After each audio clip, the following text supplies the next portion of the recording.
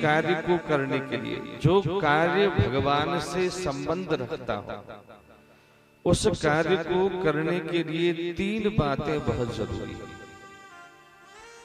सबसे पहले तो मन में इच्छा हो, भाई हमें कथा करवानी है। पहली बात, इच्छा तो कोई कर सकता है, भाई सब चाहते हैं कि हमारे घर भागवत भगवान पधारे, कथा करने वाले भी चाहते हैं कि हमारे घर भागवत भगवान आए। दूसरी बात है धन की व्यवस्था।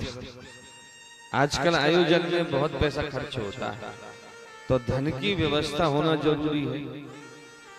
चलो दोनों बात तो अपने हाथ में है, भगवान ने पैसा दिया है तो पैसा भी खर्च कर सकते हैं। इच्छा भी हो और धन की व्यवस्था भी हो और फिर भी कथा नहीं हो, तो तीसरा कारण कौन सा है? एक बार एक हमारे शास्त्री जी थे, कलकत्ता कथा करने गए, वहां पहुंच गए। रात को पंडितों ने अपनी व्यवस्था लगा दी, मंडल आदि बना दिए, रात को भोजन करके सोए और सुबह जगे तो यजमान ने हाथ जोड़ के कहा, महाराज कथा नहीं हो सकती। रात में ऐसी घटना घट गई कि अब कथा नहीं हो सकती, अब तो हमारे सूतक लग गए।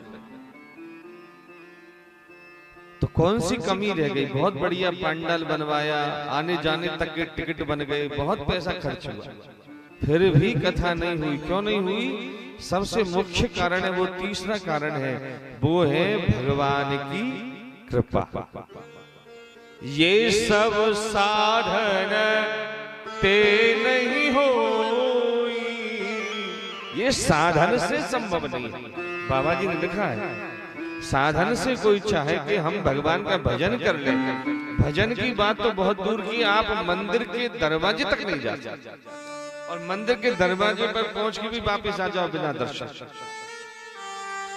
ये सब साधन ते नहीं हो, तो फिर कि तुम्हारी कृपा पावे कोई कोई। ये तो केवल और केवल भगवान की कृपा से ही सब।